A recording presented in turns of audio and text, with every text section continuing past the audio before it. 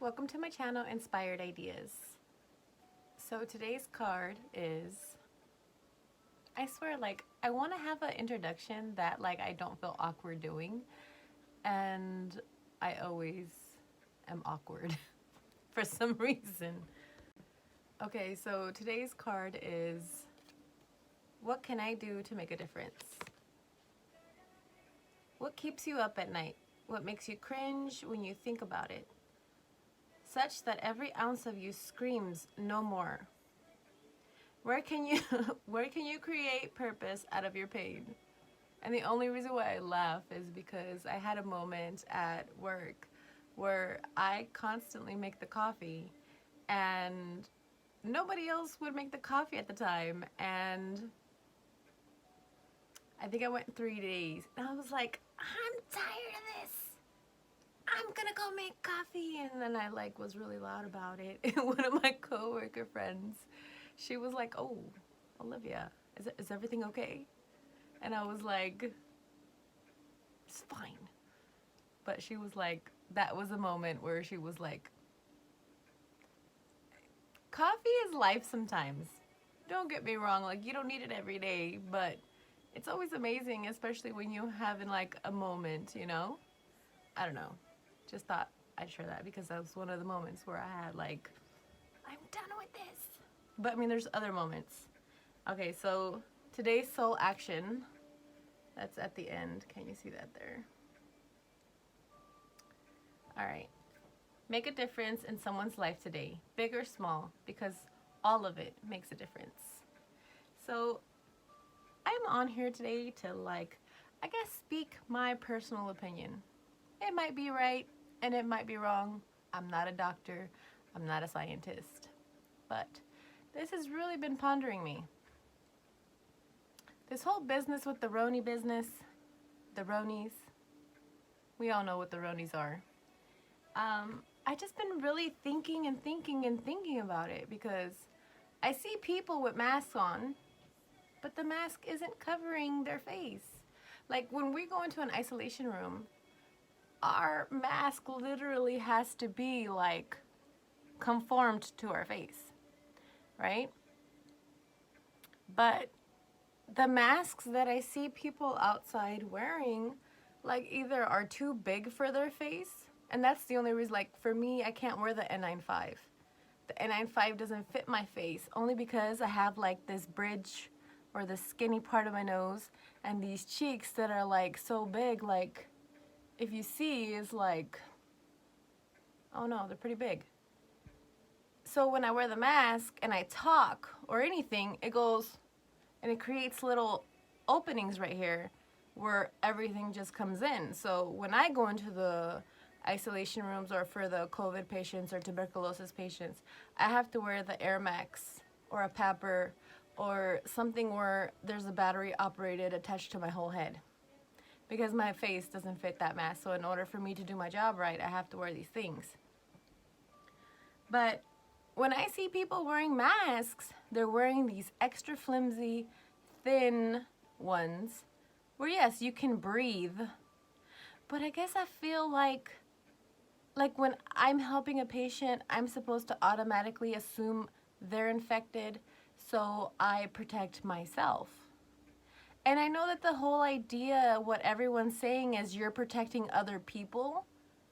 Yes, but at the same time, you should be thinking that you're protecting yourself as well.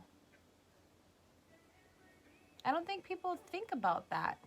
If a mask is falling off your face, that mask ain't for you. I don't think you should wear it. My personal opinion, I'm not your boss, I'm not your mom, I'm not your counselor or your teacher.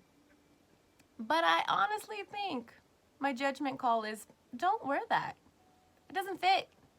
Your chances of getting the flu, the ronnies, or anything like that that is airborne or in the air floating around is by you not wearing something that is more conformed to your face. And not everybody's face, I see people and they look so funny, but I mean, what can we do? Some masks I see people, they're so big, they're just floating on their face, but you're wearing a mask so you're good. You're legit. Um, Also, I've seen masks where they're so small that they're just like barely on your face. And I honestly do like think like maybe having a wire in your mask would be more beneficial because then you can actually conform it to fit. I mean, I don't have one right now. I have another mask that I adjusted myself. But, where is it? I washed it, so it's currently in my car waiting for me to use it. But, so I used, you know how we use disposable masks? I cut the edge and pulled the wire out, and I actually stitched it onto a mask that I had.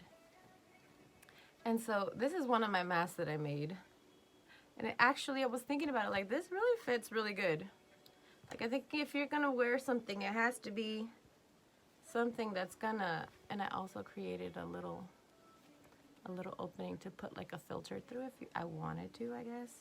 But I feel like, and I guess I just referenced this back to the Spanish flu. They recommended you wear a cheesecloth.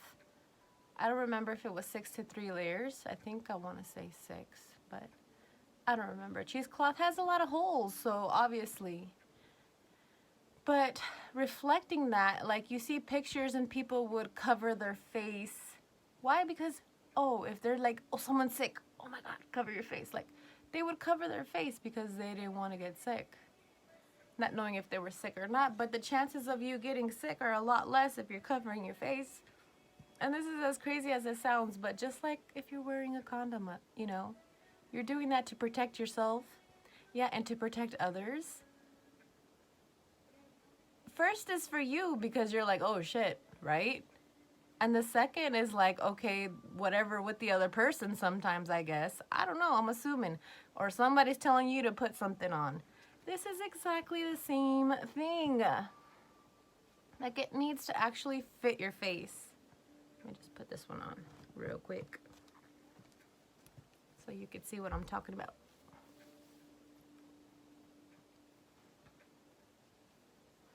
Okay, wait, I shouldn't have did that to my hair.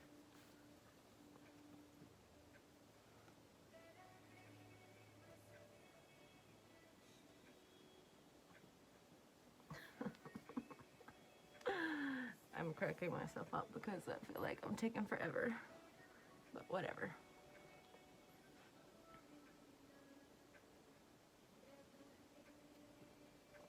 And I only made this mask because I was scared because they had given us masks that actually had like some kind of poison on it, which is kind of fucked up because at the end of the day, I have to wear it at work. So, okay, so this is my mask. This is going all the way up to my eyeballs and underneath my chin. Like, it's literally hugging my face. But the chances of you're breathing in. Of course, that's why you're supposed to have a certain amount of layers. So if it is on the outside, it doesn't get in. And so, but also right here, like, knowing that right here, you have to have something that's going to snug your face so that you cannot, nothing else can go in. I don't know. I just wanted to come on here and share my feelings about that. Because I don't think people are realizing, like, you're not realizing that you need to wear something that's going to be more fitted to your face, that's going to, put my hairs down, that's going to be more fitted to your face, and that's going to actually do something for you. My son had one mask yesterday. I was like, where did you get that from? It's like a flimsy, thin, little foamy wannabe mask. And yes, it covers your face because you're supposed to wear a mask, but it's not doing anything for you. I think your best option would either to be buy disposables, make your own mask, or find someone who makes these masks that look like it fits your face. Because I know there's an array of people out there that make all these masks, and they're all beautiful and they're all perfect in one way or another for each individual face. But I feel like, make sure it has enough layers. Make sure if you could put a filter if you want a filter. Make sure it's conforming to your face. Don't just buy a mask because it looks cute. Buy something that's gonna protect you. I don't know. Something that's gonna save your life. So you don't have to really worry about it. I mean, I've been pretty cautious everywhere I go. I wear a mask. I wear one of my, what do you call it? The disposable ones every now and again. I wear my cloth ones every now and again. I'm just saying. Few layers of fabric. Cover your face. Make sure it's fitted. And find something that works for you. Alright, I feel like I'm rambling now. But if you came to the end of this video, I hope that somehow this information helped you. Once again, I'm not a doctor, I'm not a scientist, I'm a phlebotomist. And I work in the hospital and I wear masks every day when I'm at work. And when I go and help the people, I wear the big helmet to the moon is what I say. And the way they have taught us is that it has to fit our face. So I'm just saying. Some food for thought.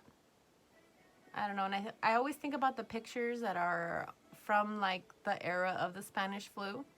And if you look at those pictures or even Google it, go take a look, you'll see people are covering their face to protect themselves. So you kind of, I think we have to just be a little selfish in the sense that I'm protecting myself. And it's nothing against you. And you could take it that I'm protecting you, but I'm protecting myself first. I mean, you know who you hang around with, you know who you trust. If you ever feel uncomfortable wearing a mask at a party or somewhere that you're socializing where we're not supposed to be socializing, leave. Or let them feel uncomfortable because you got a mask on. Don't feel awkward for you. Do what makes you feel better. All right, well, have a great day, people. Bye.